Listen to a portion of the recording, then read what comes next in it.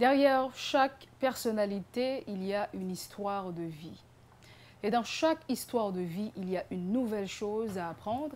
C'est dans cette optique que la télévision Pacifique vous invite à la découverte des quêtes de personnalité. Et c'est à travers l'émission À travers. Et nous allons peindre cet après-midi un nouveau tableau. Pour cela, nous sommes fait accompagner de quelqu'un expert en la matière. Il s'agit du peintre John Garçon. Bonsoir, Monsieur Garçon. Bonsoir. Merci d'avoir répondu positivement à notre invitation. Bonsoir Télé Pacifique. C'est un plaisir d'être là pour parler de moi et de ma peinture. Et est-ce que des fois, et certains ne vous disent pas, on ne vous connaît pas trop sur la scène nationale, pourtant on vous reconnaît sur la scène internationale. Donc, on peut même dire que à travers ce qu'on dit souvent, un prophète n'est jamais honoré dans sa patrie. Est-ce que c'est quelque chose qui vient de votre côté ou bien comment ça se fait qu'on ne vous connaît pas sur la scène nationale? Bon, ça ne me dérange pas trop. Quand j'ai abordé la peinture, ça fait plus de 30 ans, je savais vers quoi j'allais, c'est-à-dire le but que je m'étais fixé. En réalité, je voulais quand même me mettre au devant de la scène, d'abord internationale, ensuite nationale. Donc j'ai d'abord pris les mesures pour exposer un petit peu partout à l'extérieur, aux États-Unis, au Canada, en France, en Italie, etc. Une façon de me mettre, de servir mon pays, de me mettre à l'avant-scène, au contraire de ceux-là qui ont préféré exposer en Haïti. Donc, le fait de ne pas exposer en Haïti n'a pas été pour moi un mépris. Ce n'est pas un mépris du pays. C'est bien loin de là. C'est surtout un choix. Maintenant que je suis reconnu internationalement, je pense que je dois faire connaître mon pays et je dois exposer dans mon pays. C'est pourquoi je suis revenu exposer en Haïti. Donc, c'est donc l'objectif de cette émission, de valoriser ce qui est bon, ce qui vient de notre terroir. Mais comme cette émission, l'objectif, c'est de vous connaître un peu mieux. Vous allez peindre pour nous votre cadre familial. Et qui est John Garçon? Oui. D'où vient-il? De quelle famille? Bon, je viens d'une famille typiquement haïtienne. Je suis né d'un père haïtien et d'une mère haïtienne. Et on est 4 dans la famille et je suis le Benjamin, le dernier. Et je suis né à Port-au-Prince, mes parents reviennent du Cap et c'est un peu tout. Et vos sœurs, vos frères, vous avez de bonnes relations avec votre famille? Oui. Une partie de ma famille vit aux États-Unis et une autre partie en Haïti. J'ai 2 enfants, je suis marié. Intéressant. Et Et vos enfants, vous vivez aux États-Unis avec votre famille? famille? Ils vivent en Haïti. Ah, en Haïti. Oui. Ça, c'est intéressant de savoir. Oui. Donc, vous faites pas mal de voyages entre vos pays d'accueil et de venir en Haïti pour voir votre famille?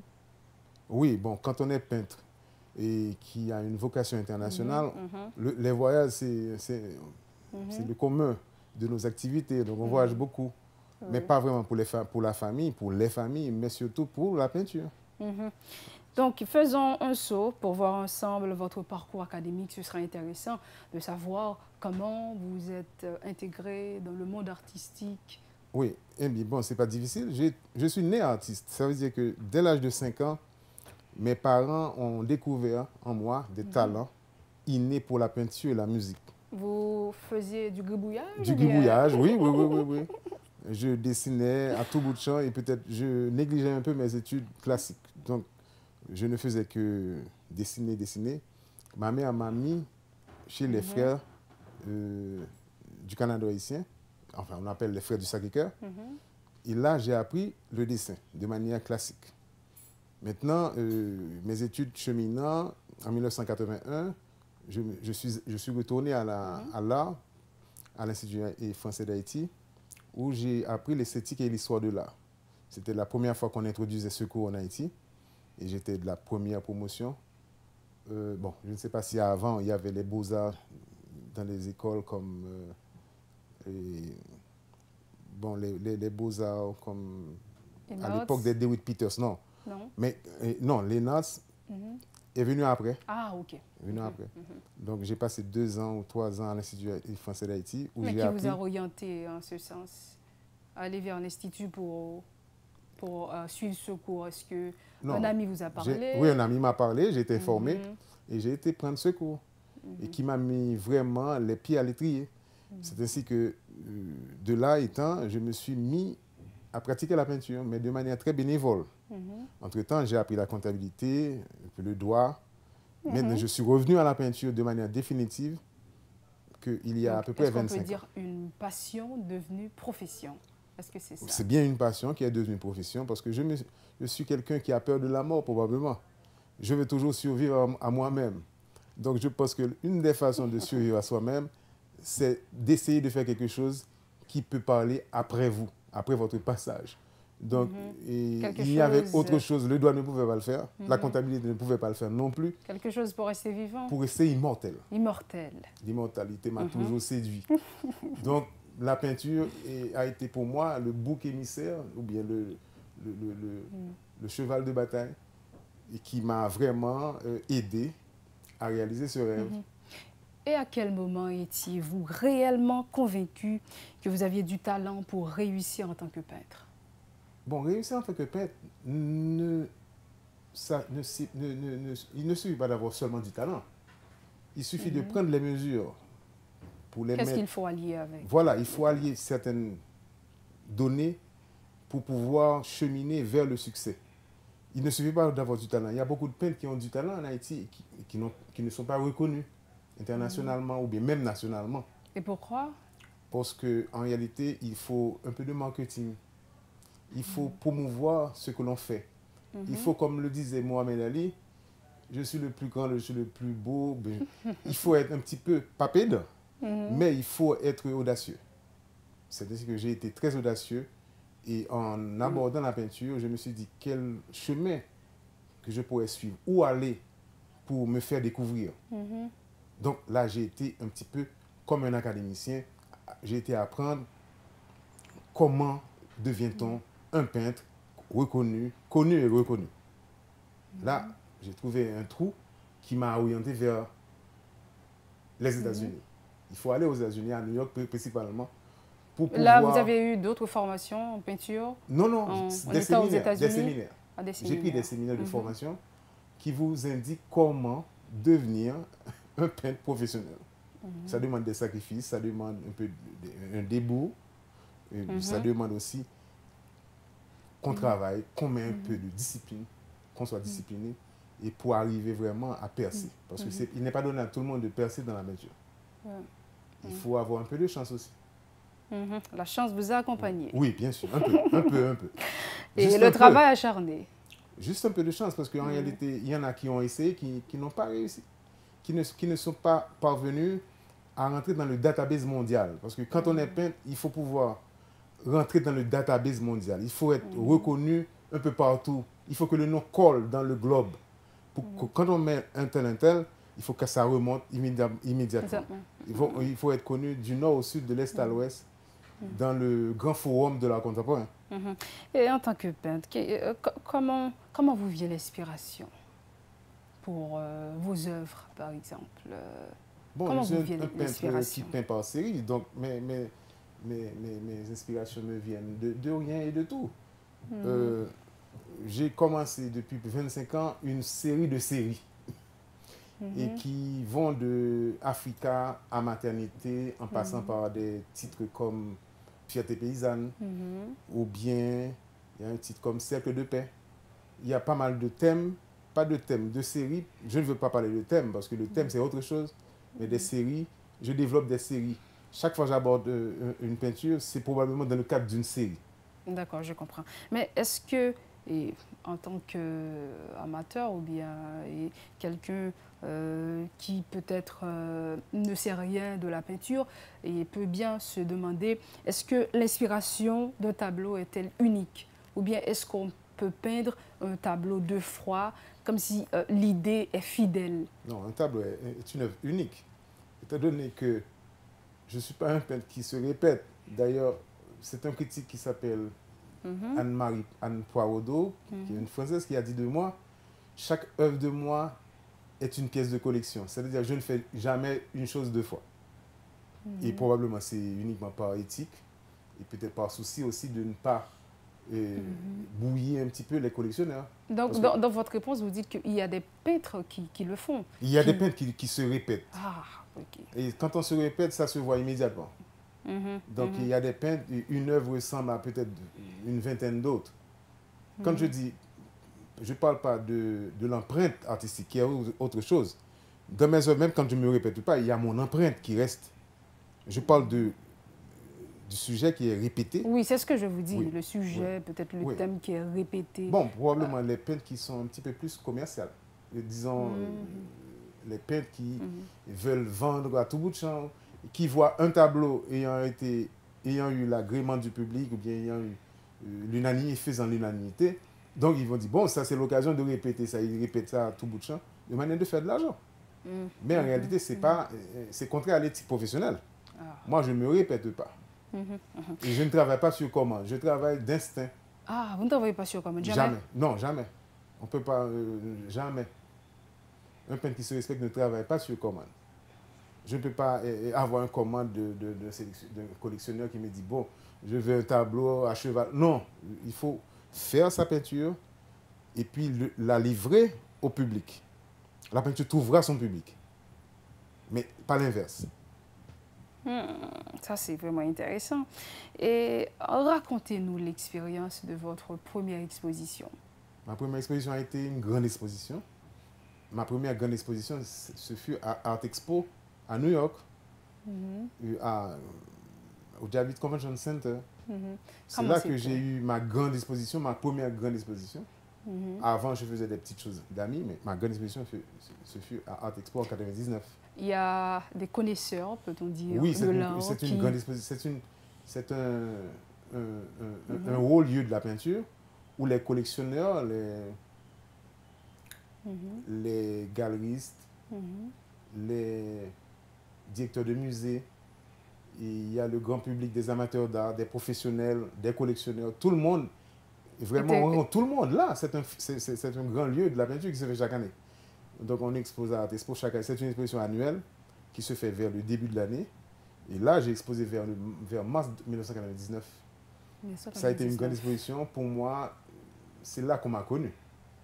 C'est là qu'on a fait connaissance avec ma peinture. Et il y avait une peinture qui s'appelle Fierté paysanne, que j'avais pas peur d'exposer au public. C'était un paysan avec une couline, qu'on appelle couline, une machette un petit peu arquée, la couline. Et j'ai exposé cette peinture à Art Expo sans savoir que cette peinture allait m'ouvrir la voie. Oui. Ah. Ouais. Intéressant. Ouais. Tout le monde est venu voir. On a dit que c'était une peinture typique d'un paysan haïtien. Parce qu'il y en a qui voudraient exposer à New York des peintures qui peut-être feraient plaisir à Marilyn Monroe, ou bien qui feraient plaisir à un Américain, ou bien à un Américain, un Canadien. Non, j'ai amené l'art haïtien au cœur de Manhattan. Avec le paysan haïtien, la peinture s'appelle Fierté paysanne. C'est intéressant. Donc là, cette exposition vous a ouvert la voie, disons, vers le succès, oui, ou bien vers la reconnaissance internationale, si on peut dire ça comme ça. Donc parlez-nous des distinctions que vous avez reçues à travers le monde. J'ai reçu beaucoup de distinctions et je peux me dire flatté d'être parmi les peintres qui sont les plus titrés. J'ai d'abord été honoré par l'Académie internationale Greci Marino de l'Italie, qui m'avait aperçu à Art Expo et qui a cru bon de pouvoir m'honorer du titre académicien associé. Académicien associé. Oui, académicien associé. Et en 2001 et en 2003, ils m'ont encore honoré d'un titre plus honorifique encore, de chevalier académique. Et ça a été vraiment une grande surprise pour moi. C'est ma première grande récompense. Ensuite, sont venues d'autres récompenses de la Galerie Alba, qui est une grande galerie internationale basée en Europe, peut-être dans toute l'Europe, et qui m'avait offert une médaille d'or. Vos œuvres là-bas? En Europe, oui. Mes œuvres sont en Europe. sont un petit peu partout. Je ne peux pas dire non. Mais un peu partout en Italie, en France et puis dans d'autres pays. Et cette galerie Alba m'avait offert un diplôme, m'avait décerné un diplôme de mérite artistique et une médaille d'or. Ça, c'est ma deuxième grande récompense. Ensuite sont venues d'autres récompenses telles que en 2017, j'ai reçu, 2016-2017, j'ai reçu le prix international Tiepolo, qui est un grand peintre. Un grand peintre de la Renaissance, je crois, un peintre italien, un très grand peintre. Et le prix Tiepolo a ajouté à mes récompenses, à mes distinctions. Et puis enfin pas enfin, et après est venu le titre qui fait parler de lui, le titre de Léonard de Vinci, le titre le titre international, prix international Léonard de Vinci, l'artiste universel. Oui, justement. Là, on voudrait savoir quelle est l'importance d'un tel prix pour un artiste peintre et sur quels critères décerne-t-on ce prix? Sur votre parcours. Uniquement sur votre parcours, sur le mérite que vous croyez inspirer au jury et sur votre œuvre. Ils se sont basés sur mon œuvre, sur ma collection d'œuvres et sur mon parcours. Donc c'est un prix que j'ai reçu presque 18 ans après ma première récompense, qui est l'Académie. 18 ans après, j'ai reçu le Léonard de Vinci. Donc on regarde justement votre parcours. Et puis, si on est satisfait de votre parcours, on vous invite à présenter une œuvre. Et puis le jury choisit, vous choisit pour recevoir ce prix. C'est un prix annuel. Un prix qu'on décerne chaque année, comme les prix Nobel. C'est un prix. Moi, je suis Léonard de Vinci 2017, fin 2017. Et on m'a décerné ce prix, bon, qui a ajouté au nombre de prix que j'ai déjà reçus. Donc, est-ce que là, vous étiez sacré artiste universel artiste universel, oui. Lorsqu'on reçoit ce prix... Lorsqu'on est artiste universel, on vous donne un code d'éthique qu'il faut respecter. Et puis, normalement, vous devez vous comporter en tant qu'artiste universel. Est-ce que c'est... Et ça vous ouvre la voie, ça vous ouvre toutes les horizons. Vous voilà, pouvez exposer un peu partout. C'est ce que j'allais vous demander. Est-ce que c'est un prix qui nous ouvre la voie sur le monde? Sur le monde, sur le monde. Ça, étant donné que le prix Léonard de Vinci, que vous me permettez de dire un mot, c'est un prix qui a été institué que récemment. Je suis pratiquement de la deuxième série, c'est-à-dire c'est 2016 qu'on a commencé. Et je suis de la deuxième série. Mais c'est un prix qui a été rapatrié en Italie. Parce qu'il y avait déjà d'autres prix Léonard de Vinci. Ah, ok. Oui, il y avait d'autres prix Léonard de Vinci. Maintenant, le gouvernement italien, voyant la valeur de Léonard de Vinci, qui est le plus grand peintre de tous les temps, a rapatrié le prix Léonard de Vinci et a institué un jury, et a monté un jury qui est chargé de décerner ce prix aux artistes du monde entier. Donc, ils n'ont qu'à vous choisir et vous décerner ce prix. Donc, je suis donc, la quelle deuxième œuvre artistique avez-vous présenté? Vous dites que Africa. Une œuvre typique, une paysanne, qu'on pourrait appeler une marchande haïtienne. Mais en réalité, c'est une vraie paysanne que j'avais peint. On dirait que j'ai remarqué que pour votre première exposition, un paysan que vous avez présenté vous a ouvert la voie. Un paysan, oui. Oui, un paysan. Et pour le prix de Léonard de Vinci, vous avez présenté une paysanne. Eh bien là, je vais ouvrir une parenthèse, c'est que en réalité, ce que cherche le jury et l'international, c'est que vous restez vous-même. Ou bien... Non, il faut rester soi-même. Il ne faut pas être un peintre haïtien et peindre comme un Gongois ou comme un Roumain ou comme un Allemand. Il faut rester soi-même, attaché à ses origines. Moi, j'aime toujours rester collé à mes origines africaines. Ça, c'est intéressant. Collé à mes origines haïtiennes, collé à mes origines caribéennes. C'est pourquoi ils ont suivi un peu l'éthique que j'ai placée dans ma démarche et dans mon œuvre pour pouvoir me couvrir de ces récompenses. Ça, c'est vraiment intéressant. Donc, dans combien de pays au monde vos œuvres artistiques sont-elles exposées? Non, là, je ne peux pas savoir parce que depuis 2011, je suis un petit peu avec certaines institutions telles que Artec qui exposent mes œuvres un petit peu partout. Okay, ça, il est difficile de savoir, oui. Ok, Et, ok. et- Donc, et pour Haïti, vous êtes à combien d'expositions je pour suis à Haïti? ma première. À Et votre bon, première. ma première, dit que ça a choqué Qu'est-ce qui beaucoup de monde. explique Et mais bon, cela? la situation, la conjoncture d'Haïti. En 2000, j'avais voulu exposer en Haïti, mais il y a eu des problèmes politiques. J'ai dû renvoyer. En 2004, encore des problèmes. En Oui. 2010, le tremblement de terre. Tout ça, c'est des dates que j'ai, des rendez-vous manqués. Et puis finalement, j'ai dit, bon, il faut finalement exposer. Donc, malgré cette conjoncture très difficile, Vous êtes quand même je suis venu. quand même j'expose en Haïti actuellement. Mhm. Et donc, votre exposition, Au Carizemès, à Thomas 25. à Thomas 25. Oui. Ça continue, l'exposition Ça continue continue? jusqu'au 27. Mhm. C'est une exposition qui a commencé depuis le 8 de ce mois et qui se poursuit jusqu'au 27 décembre. Mais ça devrait prendre fin hier. Mais le propriétaire a préféré continuer jusqu'au 27 Jusqu'au décembre. 27. Il y aura probablement d'autres artistes, quelques artistes à me rejoindre. Comme on est en période de fête, j'invite tous les gens, tous les amateurs d'art, les collectionneurs qui n'ont pas encore fait les déplacements, de le faire à Thomas 25 pour pouvoir découvrir mes œuvres parce qu'ils n'ont pas encore cette occasion de si peu.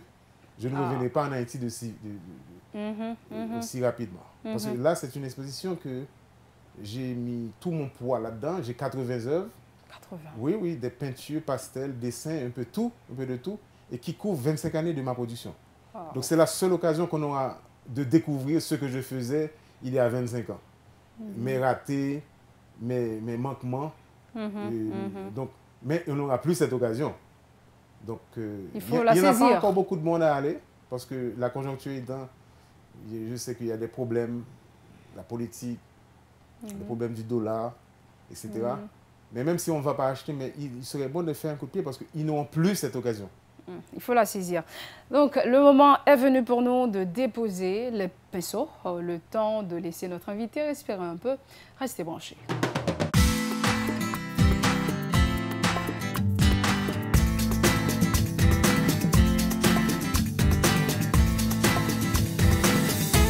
Merci de rester branché à la télévision Pacifique. Nous sommes en compagnie de notre peintre haïtien John Garçon.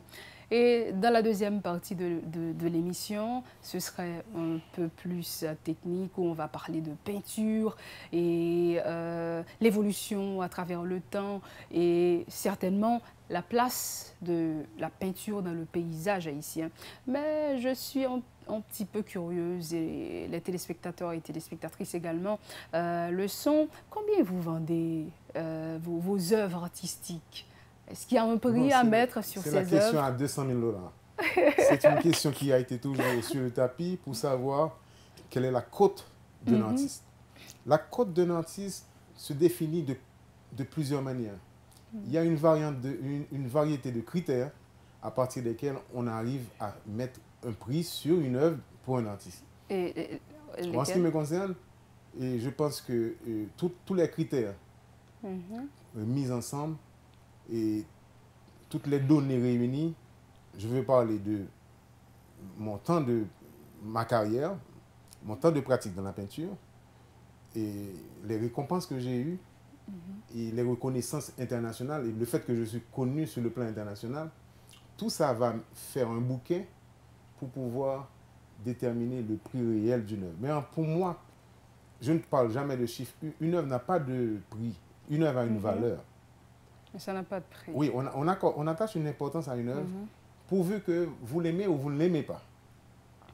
Probablement, telle œuvre ayant été vendue à un prix exorbitant ne rencontre pas l'adhésion d'un amateur d'art qui dit qu'il ne mettrait pas 10 $ de cette œuvre, alors que cette œuvre se vend des millions de dollars. Cette œuvre peut ne pas rencontrer l'adhésion et peut-être le consentement de certains collectionneurs. Est-ce que c'est une question de goût, bien c'est une question de technique où on va analyser ABC, voilà ce que l'artiste a respecté par rapport à l'œuvre? Qu'est-ce que c'est? Ça dépend de l'accueil du public. Une œuvre, excusez-moi, qui normalement rencontre l'adhésion du grand public, et immédiatement la cote monte une fois que le prix de l'œuvre monte, la cote de l'artiste monte aussi. Et quand la cote monte, la cote peut redescendre, mais pas vraiment, pas souvent. Hein. Mais la cote peut légèrement redescendre pour peut-être remonter après. Mais la cote est fluctuante. Et il y a une fluctuation de la cote de l'artiste suivant que telle œuvre à telle époque a eu un succès et puis telle œuvre n'a pas eu le succès. Ça dépend de beaucoup de facteurs. Donc pour moi, une œuvre n'a pas de prix. Une œuvre a une valeur. La valeur qu'on attache, on peut vouloir acheter une œuvre 1 million de dollars parce qu'on l'aime. Quelqu'un d'autre ne l'achèterait pas pour 20 dollars ou bien pour 20 000 dollars. Mais on l'achète souvent.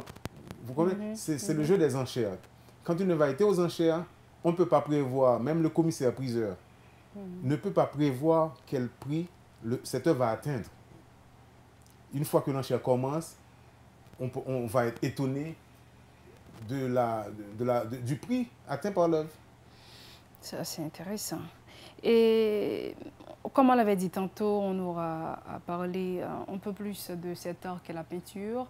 Et je crois que la peinture vous a choisi, vous avez également choisi la peinture. Comme on l'avait dit, une passion devenue profession. Et on veut savoir un peu plus de cet art. Comment a-t-elle évolué à travers le temps? Quel art?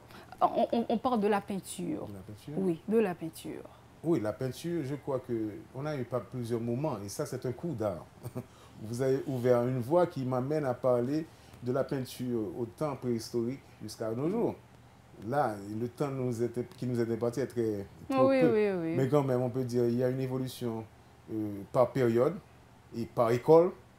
On peut passer du néoclassique en passant par des périodes plus contemporaines, enfin, le classique en tant que tel, en passant par la Renaissance et le baroque. Et on peut monter jusqu'au XVIIIe siècle et puis aller jusqu'à l'époque contemporaine. Donc la peinture, c'est un cheminement qui va de l'Antiquité à nos jours. Donc, ça évolue. Ça évolue. Et ça évolue encore. De la peinture mondiale, de la peinture universelle. Justement, de la peinture universelle. Donc, ça, c'est intéressant de le savoir. C'est vrai, on n'aura pas le temps de voir, tout ça à l'émission. C'est pas possible. Oui, c'est pas possible.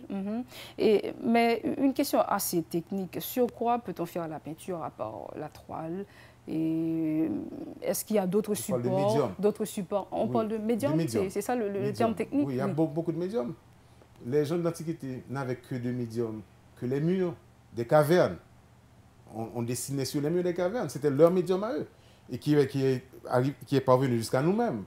Jusqu'à présent, on a retracé des dessins sur les murs des cavernes, des grottes. Et puis, on peut avoir d'autres médiums, tels que le bois, et le fer, etc. Les médiums, pratiquement, il y en a une variété de médiums. Il n'y a pas que la toile. Mais donc, en réalité, la toile est... Vous avez comme support vous-même la toile, tout simplement. Peut-être le bois aussi. Le bois, également. Oui, le bois. Mais la toile permet à la peinture de mieux traverser le temps.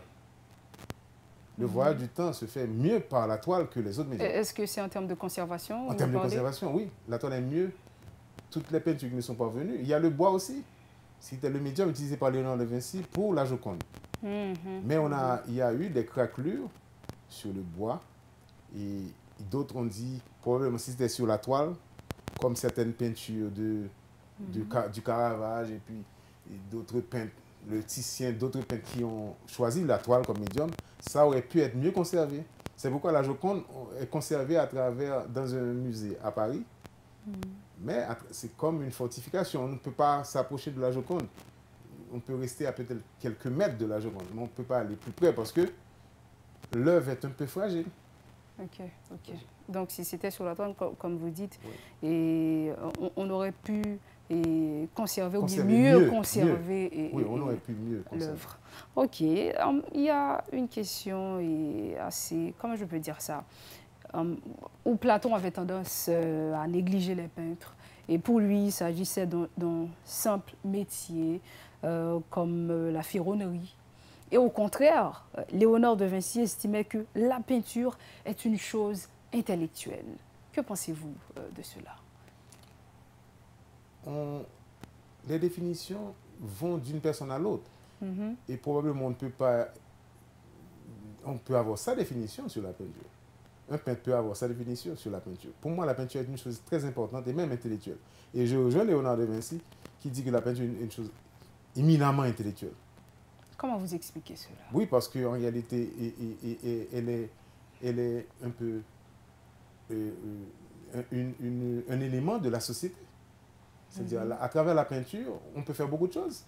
On peut même faire arrêter les guerres. La peinture, il y a eu des guerres. La peinture peut provoquer des guerres et même faire cesser des guerres.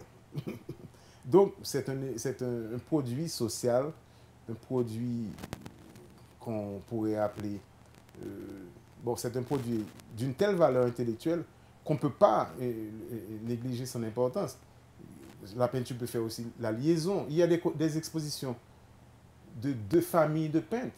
Et peut-être, je vais donner un exemple plus clair. L'Allemagne nazie, par exemple. Après la chute d'Hitler, il y a eu une exposition des œuvres qu'avaient volées les nazis. Enfin, que les nazis avaient volées. Maintenant, cette exposition, a eu lieu dans certaines villes d'Europe et qui a permis une réconciliation de ces pays qui se faisaient la guerre, la Deuxième Guerre mondiale. Et ces peintures-là étaient des peintres un petit peu variés, qui va des Français aux Allemands, en passant par les Anglais, etc., aux Italiens. C'était des peintres. Mais on a eu une grande exposition universelle après la guerre qui a favorisé une sorte de réconciliation des peuples. La peinture peut faire beaucoup de choses. Pour moi, c'est un élément trop important pour qu'on puisse parler de... Comme la première opinion. Là. Comme un simple métier, comme la ferronnerie. Non. Ok, ou bien c'est plus technique. C'est pas la seulement preuve, ça, c'est intellectuel. Non, la preuve, il y a également. pas mal de chefs d'État qui font... Vladimir Poutine, président de la Russie, il est aussi un peintre.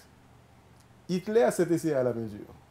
Donc c'est pour dire que malgré le caractère dictatorial d'Hitler, le caractère pratiquement féroce, mais il s'est essayé à la peinture. Donc, on aura également à parler de questions un peu plus techniques lorsqu'on parle de mouvement en peinture, même si on peut voir justement l'essentiel. Est-ce qu'un peintre doit s'inscrire nécessairement dans un mouvement? Qu'appelle-t-on mouvement en peinture lorsqu'on dit mouvement? Donc, non, pour moi, non, un peintre ne peut pas. Un peintre peut vouloir s'inscrire à un mouvement, mais sa peinture va l'inscrire d'office à un mouvement. C'est-à-dire, le peintre n'a pas à choisir un mouvement. Ça ne dépend pas du peintre. Non, ça dépend de son art. De son art. Absolument. Moi-même, je suis partisan de la liberté en peinture. Je suis d'aucune école. Je préfère choisir, pas mon école, mais ce que je fais est très libre, de manière à ce qu'on ne puisse pas me classer dans une école ou une autre école. Donc, il y a les écoles de peinture, les mouvements de peinture, par exemple le surréalisme, le fauvisme, etc. Moi, je préfère qu'on donne à ma peinture une orientation. Chaque personne peut donner son orientation. L'œuvre ne vous appartient pas une fois que vous l'avez fait. Vous l'avez accouché, donc l'œuvre ne vous appartient plus. Monde. Ça appartient au monde. Libre à eux. Libre au monde, de vous classer peut-être. Absolument, oui. Et vous, lorsqu'on regarde vos œuvres, qu'est-ce qu'on a l'habitude de dire? Je suis dans la modernité du figuratif. Enfin, du figuratif. Je suis un peintre figuratif et qui probablement se laisse aller à des emprunts. Parce qu'il y a les emprunts naturels et les emprunts qui sont vraiment voulus. Mais probablement les emprunts naturels, les emprunts qui sont peut-être indépendants de la volonté de l'artiste, c'est par exemple une œuvre peut ressembler à une œuvre d'un autre artiste, sans que je l'ai voulu. Donc ça s'appelle un point involontaire. Donc quand on fait un écart dans son œuvre, on peut, comme une œuvre au Caris-MS, certains ont dit que c'est un petit Roland de Andy Warhol, un petit Roland de pop art. Donc c'est pas voulu. C'est pas voulu. C'est pas voulu.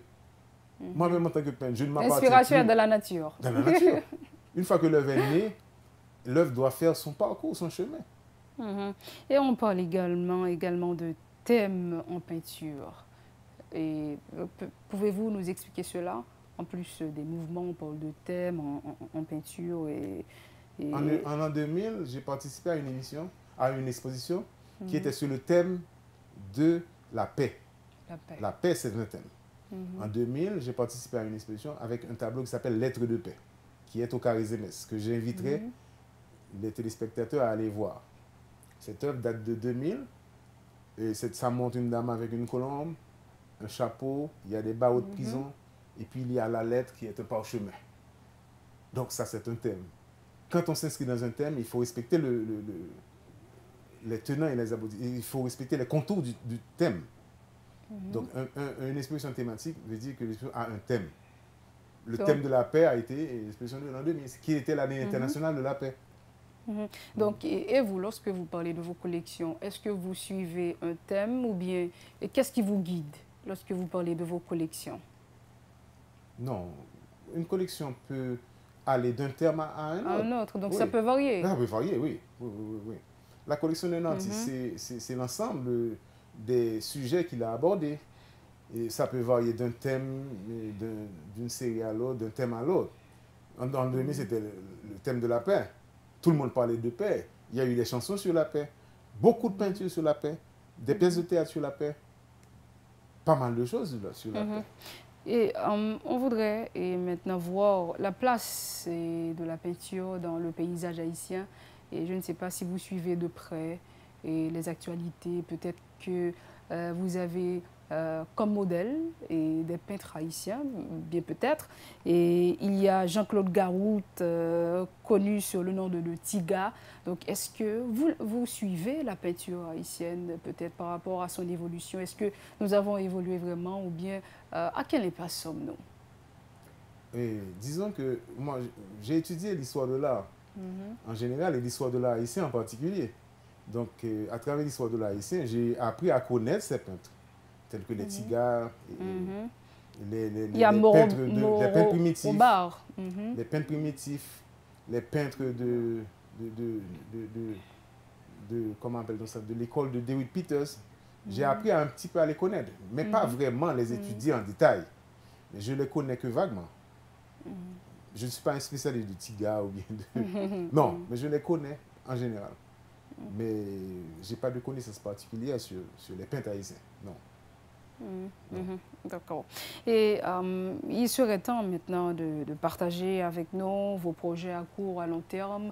Avez-vous d'autres projets pour Haïti? Bon, non, pas pour Haïti, mais pour le monde. L'exposition que j'ai au Carré Zemès a été la première d'une série. Et la première d'une série qui va continuer à l'extérieur. Je dois exposer sous d'autres cieux tels que dans la diaspora, à Miami, à New York, au Canada, à Boston, un peu partout où il y a des Haïtiens, et leur faire partager peut-être ma notoriété. Et je ne peux pas laisser ça uniquement pour les Haïtiens en Haïti. Je dois quand même faire voyager mon art. Et peut-être au-delà même de la société haïtienne, faire voyager mon art dans les autres pays de la Caraïbe, dans les autres nationalités. Je parle de la Martinique, de la Guadeloupe, et peut-être un peu plus loin, des autres pays européens. Donc je pense que c'est une première exposition qui va continuer. Qui va continuer un petit peu à l'extérieur. Donc vous visez, comme vous dites, les Caraïbes, peut-être oui, les Caraïbes. La diaspora. D'abord la diaspora haïtienne. D'abord. Parce qu'on m'a dit que... on m'a reproché de ne pas exposer pour les Haïtiens et de collectionner les prix sans pouvoir les partager avec les Haïtiens. Donc maintenant, il est venu le temps de vous rapprocher. De me faire connaître des Haïtiens d'ici et d'ailleurs. Oui. Donc je ne sais pas si la communauté culturelle dans la diaspora voudra bien accueillir une prochaine exposition de moi.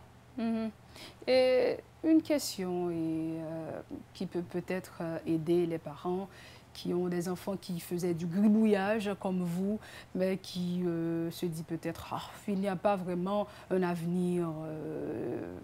Si tu deviens peintre, tu seras pauvre à jamais. Donc, qu'est-ce qu'on peut dire à ces parents pour que les enfants puissent peut-être embrasser l'art ou bien embrasser un art ou bien avoir un talent pour un art et peut-être l'exploiter et comme vous où une passion peut devenir une profession? Bon, moi j'ai eu peut-être la chance d'avoir de bons parents et peut-être à commencer par ma femme et mes enfants qui ont accepté cette folie de moi. Je peux dire que être peintre, c'est quelque part être fou. Parce que le métier ne nourrit pas son nom au départ. On ne peut pas commencer dans la peinture et espérer pouvoir être riche demain. Ça arrive, mais il y en a quelques échappés. Mais on ne peut pas se dire que je vais commencer à peindre et puis demain et puis, rencontrer la richesse. Non. C'est un sacerdoce, c'est quelque chose qu'on fait par amour d'abord. Et peut-être un enfant, comme vous dites, qui a peut-être envie de peindre, il peut toujours commencer. Mais rien ne dit que dans 10, 15, 20 ans, il va percer. Parce que ça, c'est un petit peu le hic. La peinture, comme la musique, comme la chanson, comme les autres carrières et les autres métiers, il y a beaucoup d'imprévus. Donc, il faut quand même prendre le taureau par les cornes pour pouvoir forcer son destin. Et ce que j'ai fait moi-même. J'ai pris le taureau par les cornes et j'ai dit, bon, il faut forcer son destin. Donc, quand on veut quelque chose, on y met les moyens pour pouvoir y arriver. Il faut mettre la barre très haut. Mais si on arrive, tant mieux. Si on n'arrive pas, tant pis, parce qu'on aura la chance d'avoir essayé. Oui, la chance d'avoir essayé. Essayez quand même, et peut-être que l'avenir vous sourira. Eh bien, le temps de la fin a sonné. Merci à John Garçon qui est de passage en Haïti, je peux dire. Et nous avons... Je fais le va-et-vient, je ne suis pas de passage. Quand même, vous allez partir très bientôt. Oui. Comme vous l'avez dit, vous allez partir très bientôt, donc on n'aura pas vraiment l'occasion de vous voir en Haïti. Mais on a eu quand même l'occasion de faire cette émission avec vous. C'était un grand plaisir déjà, succès continu. Comme vous l'avez déjà, un peintre reconnu sur la scène internationale. Merci d'avoir été là avec nous. Je vous remercie de m'avoir reçu. Et je pense que ce n'est pas la dernière fois. Oui, je l'espère. Je pense qu'à chaque visite en Haïti, je vous donnerai un petit peu de mes nouvelles. Oui. Merci. Ça nous fait plaisir. Et merci à vous qui avez pris du temps de regarder cette émission. Et nous avons ensemble dressé un très très beau tableau et du peintre haïtien John Garçon. Et on vous donne rendez-vous pour la découverte d'une autre personnalité quand nous allons continuer à fixer le projecteur pacifique sur d'autres personnalités encore plus intéressantes que jamais. Ne ratez surtout pas le prochain numéro.